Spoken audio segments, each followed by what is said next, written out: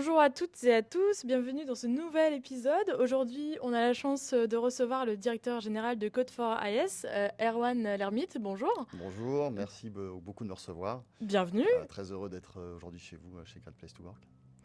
Bienvenue Erwan. Alors tout d'abord, j'aimerais commencer par savoir qui vous êtes, quel est votre parcours et qui est exactement Code4IS. Alors moi je suis effectivement aujourd'hui le directeur général de Code4IS. J'ai commencé il y a une vingtaine d'années dans l'univers du retail en tant que stagiaire, stage de fin d'études qui m'a permis de découvrir le monde de l'entreprise et puis accessoirement le monde du luxe. Et puis aussi le métier que finalement on fait tous aujourd'hui au quotidien chez Code4IS, donc d'intégrateur de solutions pour les retailers. Des solutions de gestion de points de vente qui permet de gérer toute la partie relations clients, encaissement, vente, omnicanalité. Donc dans un contexte qui évolue beaucoup en ce moment. D'accord, très intéressant. Alors du coup, quand avez-vous décidé de créer Code4IS? Comment a émergé en fait l'idée Alors ça a bientôt 7 ans. La société a fortement grossi ces dernières années. On a multiplié par 3 ou 4 le nombre de collaborateurs. On recrute en permanence tout au long de l'année. Et donc la société nécessite d'avoir un haut degré d'expertise. En tout cas, les collaborateurs on doit avoir un haut niveau d'expertise sur des problématiques assez complexes, variées, dans des contextes internationaux en plus. Donc la maîtrise de l'anglais fait partie aussi des points importants chez nous. Donc, et on veut surtout que les collaborateurs s'intègrent chez nous dans un cadre, on va dire, serein, propice au partage, à l'apprentissage. Un peu ce que j'ai pu justement avoir en tant que stagiaire au tout début, l'opportunité d'avoir quelqu'un, en tout cas une équipe qui soutienne, accompagne, rende autonome dans des contextes où la qualité doit être assez forte de par les clients avec lesquels on travaille, qui sont plutôt des clients prestigieux, luxe. D'accord, d'accord.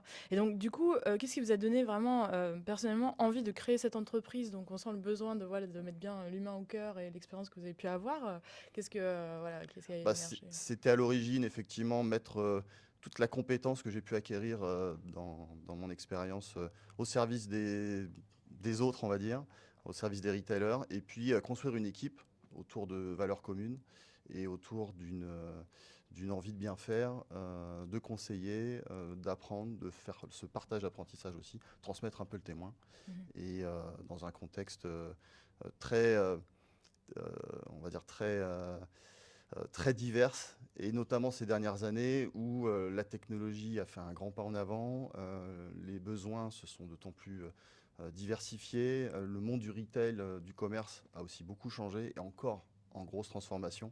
Je ne veux pas parler de l'IA aujourd'hui qui rentre aussi dans toutes les discussions qu'on peut savoir autour de la table, mais en tout Alors justement, Code4IS, travaille dans le secteur de la tech. Alors selon vous, quels sont les enjeux de ce secteur et quelles sont les contraintes, spécifiques à ce secteur? Vous en parliez, voilà, tout le monde est concerné, par la tech, par les nouveaux outils. les enjeux principaux, c'est de bien comprendre effectivement les besoins. Parce que de la tech pour de la tech, finalement, c'est pas très utile. Non, c'est de la tech appliquée à des contraintes ou à des problématiques qui apporter des vraies réponses. L'autre enjeu aujourd'hui, c'est d'accélérer ces réponses. Travailler sur des projets qui durent 3 ans, ça n'a plus vraiment de sens aujourd'hui. Les besoins changent du jour au lendemain. Le contexte économique, politique aussi évolue très rapidement. Donc il faut savoir s'adapter, avoir beaucoup d'agilité et donc apporter des réponses simples, efficaces, pragmatiques à l'ensemble de nos clients. Donc c'est un des sujets qui est pour moi principal. Mmh. Mmh. Alors justement, vous m'avez parlé de votre formation, de vos précédents postes. Est-ce que vous avez utilisé vos compétences, votre expérience? Vous parliez d'agilité, de technique pour exercer vos fonctions de directeur général, voire des sujets RH? Oui, bah, sur cette partie effectivement euh, managériale, on va dire, il y a un point important en tout cas qu'on essaye de mettre en place au sein du cabinet, c'est le partage des compétences. Ça, c'est Mmh. le point crucial. C'est un des sujets qu'on a mené de front dès le début. Mmh. Rendre les consultants, qu'ils soient juniors, seniors, le plus autonomes possible aussi, Mmh. pour qu'ils aient envie de s'investir, qu'ils prennent des initiatives, qu'ils grandissent, qu'ils puissent justement être beaucoup plus efficaces dans leurs projets. Donc c'est les points effectivement importants qui pour moi sont capitaux. Mmh. Vous parlez des contraintes, des difficultés du monde de la tech. Êtes-vous personnellement impliqué dans cette communauté? Oui, on l'est. On a vécu pas mal de transformations ces 20 dernières années. la centralisation de la data qui est extrêmement forte aujourd'hui, qui est l'un des principaux enjeux, bien comprendre effectivement les comportements d'achat, s'adapter à ces nouvelles technologies, et puis surtout essayer d'anticiper un petit peu les besoins de demain, puisque si on veut rester concurrentiel et à la page, il faut aussi qu'on se projette et qu'on fasse un petit peu de veille, sachant qu'effectivement les applications concrètes sont encore un peu, un peu timides, on va dire. Mais tout le monde et tous les retailers sont prêts à investir justement sur des nouvelles technologies, sur des nouvelles façons, des nouvelles pratiques, des nouvelles manières de consommer. Donc nous, on essaie de rester en veille par rapport à tout ça. Ouais, vous êtes dans le secteur de la tech qui change tout le temps, mais en plus du retail qui évolue encore Ah, c'est une plus vite. double problématique. Effectivement, chaque saison, les choses peuvent changer et il faut pouvoir s'adapter sur toutes les problématiques du retailer, que ce soit sur la gestion de ses stocks, sur la relation client, sur les ventes en ligne, les ventes offline, et dans des contextes en plus internationaux où sur chaque marché, les usages peuvent être différents, les pratiques aussi, et donc il faut en permanence être en veille et s'adapter à tout cet écosystème. Très intéressant, merci. Et alors du coup, pour en venir à votre démarche Great Place to Work, vraiment, voilà, en tant que fondateur de Code4IS, voilà, vous avez vraiment une volonté d'en faire une Great Place to Work, et c'est le cas, puisque vous figurez aussi au palmarès Great Place to Work in Tech. Alors, avant de venir à ce fameux label, en 2023, vous entrez dans la démarche Great Place to Work. Ouais. Donc, pourquoi On va dire depuis la création de Code4IS, on a toujours mis le collaborateur au cœur de nos préoccupations. Ça, c'était le point fort. Simplement parce qu'effectivement, c'est eux qui interviennent chez nos clients, qui représentent le cabinet. On parle souvent, d'ailleurs, non pas de consultants, mais d'ambassadeurs. Donc, ils nous représentent, ils représentent l'expertise, la qualité de nos réalisations, nos missions. Et on avait déjà, dans le passé, dès la création, mis en place des petits questionnaires qui permettaient de prendre le pouls et de savoir si finalement les actions prises à l'époque étaient cohérentes. Ça a très bien fonctionné, mais à un moment donné, le fait qu'on grossisse aussi, qu'on se restructure, que j'embauche une RH, une responsable marketing qui permet d'animer tout ça, on s'est aussi rendu compte que bon, c'était bien de le faire nous-mêmes, mais de le faire certifier ou de se professionnaliser aussi sur cette structure au travers d'acteurs comme Great Place to Work, c'était aussi quelque chose d'important. Ça permet d'avoir une accréditation et de quelque part valoriser le travail qu'on réalisait chez nous. En s'appuyant sur des questionnaires anonymes, ce que vous proposez au niveau des sondages annuels, sur des questionnaires aussi qui sont peut-être un petit peu plus étoffés ou évolués que ceux qu'on avait l'habitude de faire, et dans un contexte où on est très heureux en tout cas de pouvoir faire ce partenariat avec vous, parce que finalement ça sanctionne par des réussites, en tout cas par des labels, et on est très fiers de ça. Vous êtes combien de collaborateurs, On est un peu plus d'une quarantaine de collaborateurs sur le périmètre. On est basé à Paris. Et donc, du coup, c'est une démarche assez engageante. Est-ce que c'est un sujet qui vous tient vraiment personnellement à cœur? On revenait sur votre parcours. Pourquoi une entreprise de la tech a particulièrement besoin d'engager ce type de démarche? C'est très simple. Depuis depuis maintenant 20 ans que je suis dans le retail et dans la tech, on ne cesse de le dire, il y a une pénurie de talents, d'experts. Il y a aussi beaucoup de juniors qui viennent sur le marché avec des nouvelles compétences aussi. Et du coup, on est dans un secteur très concurrentiel qui impose effectivement de rassurer les collaborateurs lorsqu'ils veulent tout simplement postuler chez nous.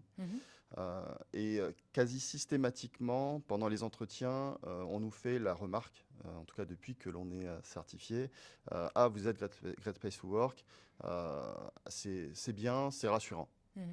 Premièrement, sur cette partie recrutement, c'est une belle chose.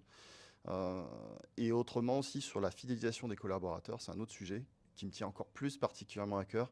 J'ai presque tendance à dire que pour nous, c'est plus facile de recruter que fidéliser, même si j'ai de la chance d'avoir un très bon taux de, justement peu de turnover, donc une fidélisation très forte des collaborateurs, et donc d'avoir en plus pour eux ce label qui d'année en année d'ailleurs se concrétise, c'est quelque part une marque de réussite, même s'il ne faut jamais se reposer sur ses lauriers parce que tout est mouvant et il faut toujours rester vigilant. Donc, En partie répondu à la question, mais aujourd'hui, votre entreprise donc, est labellisée Great Place to Work in Tech. Qu'est-ce que ça représente pour vous? Beaucoup de fierté, Mhm. ça c'est sûr. Ça veut dire qu'effectivement, les travaux réalisés depuis le jour 1 presque portent leurs fruits. Ça représente beaucoup de travail aussi d'investissement en interne. Les mots-clés, c'est écoute, partage. Ça, c'est vraiment ce qui anime les valeurs de Code for Yes aujourd'hui. Et puis le respect. Mhm. Sachant que nos collaborateurs évoluent au bureau, chez des clients, parfois nomades et voyagent aux quatre coins du monde pour accompagner leurs clients. Donc c'est bien que lorsqu'ils reviennent au bureau, ils se retrouvent un petit peu comme dans une grande famille où il fait bon vivre, que le cadre est bien posé, que les attentes aussi et les objectifs sont bien fixés, de suivi. Et alors justement, comment les salariés accueillent le label Great Place to Work in Tech? Qu'est-ce que... Très heureux. Très heureux. Il y a toujours des sujets de toute façon qui sont aussi à améliorer. On va pas se cacher, même si franchement on a de très bons résultats. Ils y répondent de manière tout à fait honnête et transparente, même si tout ça est bien sûr anonyme, mais ils le prennent d'un point très positif. Et d'ailleurs, ils ne rechignent pas à répondre aux questionnaires lorsqu'ils arrivent. Donc c'est aussi une marque quelque part de réussite et plutôt une satisfaction personnelle en tout cas. Puis une marque de confiance aussi Et une marque de vis-à-vis confiance. ouais. On parle de fidélisation, des collaborateurs chez nous heureux. Ça se ressent et ça doit se ressentir forcément aussi au niveau de nos clients. Puisque bon, c'est sûr que c'est plus appréciable d'arriver sur une mission où on sait qu'on est backupé, qu'on n'est pas seul et qu'il y a toujours chez nous quelqu'un qui pourra apporter de l'aide. Il y a beaucoup d'entraide au bureau. Et alors du coup, suite à l'enquête, alors vous avez forcément des très bons scores puisque vous êtes labellisé, mais est-ce qu'il y a des éléments qui vous ont posé question, que vous avez appris certaines choses que vous ne soupçonniez pas, quelles ont été les surprises? Bon, en tout cas, l'enquête a confirmé que collectivement, on avait des bons résultats. Peu de surprises par rapport à ça. Il y a d'ailleurs eu quelques petites questions sur lesquelles on a eu 100% de réponses positives sur est-ce que l'on peut compter sur l'aide de ses collègues? Oui, à 100%. Est-ce que le management fait confiance aux collaborateurs pour accomplir leur travail correctement sans avoir à les contrôler constamment? 94% d'entre eux ont répondu oui. Donc c'est une très bonne chose. A contrario, il y a des indicateurs qui n'étaient pas... alors attention, on était sur des taux à 70-80% qui n'étaient pas au top, mais qui étaient plutôt sur le côté engagement sociétal, RSE. Est-ce que le travail que l'on réalise porte un sens? Est-ce que la contribution citoyenne de mon entreprise donne un sens? Là, on était un peu en retrait par rapport aux autres scores qui étaient top. Ça nous a permis justement de se rendre compte qu'aujourd'hui, et peu importe les tranches d'âge, il y a aussi ça qui est rentré en ligne de compte, les besoins aussi des collaborateurs ont un petit peu évolué. Ce qui nous a obligés donc d'engager des démarches RSE beaucoup plus fortes. De se faire aussi labelliser au travers d'organismes RSE, d'entreprendre des actions où on a notamment travaillé sur la mise en place pour les collaborateurs d'engagement associatif. Je sais que tous les vendredis, ils peuvent, en fonction d'un calendrier et autres, s'engager à des actions caritatives ou sociales ou sportives. Donc on essaye effectivement d'apporter aussi du sens à ce que l'on fait. Et ça faisait partie en tout cas des sujets à adresser. Donc on a engagé depuis maintenant 2 ans et qui commencent à porter leurs fruits puisque le nombre d'actions réalisées ne cesse de progresser. Et puis on a un noyau dur dans l'entreprise aussi qui porte les sujets et qui le partage aux autres. Et ce qui fait finalement un peu boule de neige. Donc qui va du coup dans le bon sens. Donc peut-être que l'année prochaine, on aura encore de meilleurs résultats. Ce qui est déjà très bon. Enfin, si vous parlez d'indicateurs à 70-80%, c'est déjà des scores très bons, mais voilà, il faut jamais se reposer sur ses lauriers, rester vigilant et puis surtout rester à l'écoute. C'est une tendance aussi qu'on a vue, nous, au niveau national, en fait, en termes de, enfin, l'enquête Great Insight qu'on mène chaque année, en fait, à un ensemble d'échantillons de la population salariée française, que les salariés de la tech, particulièrement, est en attente, en fait, Mm. justement, de sens au niveau de la RSE, voilà, de sens à ce niveau-là, en fait, d'engagement de l'entreprise. Donc, Les je pense résultats le que, voilà. confirment. Voilà. Alors du coup, comment avez-vous pris ces retours? Avec humilité, remise en question? Vous étiez, bah, j'imagine, un peu satisfait puisque vous avez le label, mais est-ce qu'il y a des choses vraiment voilà, qui vous ont un peu bousculé en tant que dirigeant? Bah, au final, je suis très heureux effectivement des résultats, d'être dans le palmarès une deuxième année consécutive. Je trouve surtout très heureux pour mes collaborateurs, puisque finalement, ça marque aussi que toutes les actions que l'on entreprend, et qu'ils entreprennent surtout, puisque finalement, c'est eux qui sont les moteurs dans tout ça, au final. Très heureux pour eux, ils peuvent s'exprimer librement, et on les écoute. Voilà, on est en tout cas... On laisse pas la place à l'autosatisfaction non plus, on reste vigilant. Mhm, Ça, mhm, c'est le point mhm. important. Mais oui, très heureux au final de ces résultats, Mhm. pourvu que ça dure. Alors du coup, bon, vous en avez déjà parlé en partie, mais une fois l'enquête passée, les résultats analysés, qu'est-ce qui change concrètement? Est-ce que vous avez déjà des étapes là, même encore cette année, parce que bon, ça fait maintenant quelques années que vous menez l'enquête, mais Ouais. voilà, est-ce qu'il y a des choses On a lancé des travaux sur la partie donc RSE. bien sûr. Ça Ouais. fait franchement partie des sujets importants. Mhm, On s'est fait labelliser EcoVadis. mhm, Ça nous a permis aussi, même en interne, de revoir pas mal de politiques au niveau de l'organisation dans la vie de la société, de la gestion des déchets, des achats responsables. mhm, Donc tous ces sujets-là ont été pris. Dans le CODIR, c'est des sujets qui sont régulièrement abordés. On a aussi dans les équipes des référents sur ces sujets-là qui nous accompagnent, qui proposent aussi. mhm, On a comment dire, une démarche bottom-up où mhm, les mhm, équipes échangent entre elles et reviennent vers nous chaque trimestre avec des propositions, mhm, que ce soit sur la partie formation, sur la partie RSE, la partie sportive ou autre. mhm, Donc en tout cas, on essaie de tout mettre en œuvre pour que tout le monde contribue finalement à un certain bien vivre dans la société et puis s'épanouissent mhm, finalement. mhm, mhm. Donc, Donc, du coup, les collaborateurs se sentent engagés et proposent eux-mêmes en fait des choses. Donc c'est une exactement. belle réussite. La notion d'engagement est très forte. Elle est chez nos clients en mission, elle est tout autant au bureau. Donc ça, c'est clairement ce qui anime la vie au sein Mhm, de Code for IS, avec des difficultés hein, sur le télétravail. Il y a aussi des sujets liés à la façon de travailler qui a un petit peu évolué depuis le Covid, hein, où on voit moins parfois les mhm, collaborateurs, mhm, plus à distance. Alors les technologies ont tout simplifié, mais il y a aussi ce retour à l'humain qui est important. mhm, Donc on essaye de mettre en place des rituels pour les avoir au bureau, discuter, pas uniquement sur leurs projets, leurs missions, mais aussi sur ce qu'ils attendent en termes de progression, en termes d'évolution, en termes de mission. mhm, mhm, Donc voilà, on reste en tout cas à l'écoute de tous ces sujets. mhm. Très intéressant. Et alors du coup, dans la durée, comment vous voyez les choses est-ce que vous voulez renouveler l'expérience? Est-ce que, enfin voilà, Ah non, comment... ah non, on va arrêter. Non, surtout pas. Non, non, bien sûr, c'est pas du one shot. Mm, On va continuer effectivement l'expérience. Il n'y a aucune raison à ce que effectivement on ne continue pas justement à s'engager sur ces sujets. C'est ce qui fait aussi un peu la marque de fabrique de Code for IS. Avec nous, vous n'êtes jamais seul. On continue de vous accompagner. Et puis surtout, c'est aussi un point fort sur cette partie recrutement, onboarding. mhm, mhm, Et on le voit même sur l'enquête, sur le sondage, parce que le management embauche des collaborateurs qui s'intègrent bien dans l'entreprise. À 100% répondent oui. Donc mhm, c'est des mhm, sujets qui sont extrêmement importants. Euh, Recruter c'est bien, fidéliser c'est mieux. mhm.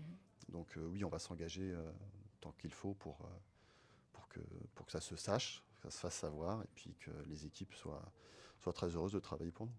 Merci, merci beaucoup. Merci. Un dernier mot pour voilà, ceux qui nous écoutent, qui nous regardent. Bon, le dernier mot, il est simple, hein, c'est merci en tout cas à mes collaborateurs Mhm. de nous accompagner, parfois depuis très très très longtemps. Merci effectivement à nos clients de nous soutenir et de faire en sorte que effectivement Code for IS puisse continuer de grandir et de faire en sorte pour que Code4Yes puisse continuer de grandir. Merci beaucoup, Erwan. Merci beaucoup. Eh bien, c'est tout pour nous aujourd'hui. Merci beaucoup et à la prochaine. Au revoir. Au revoir.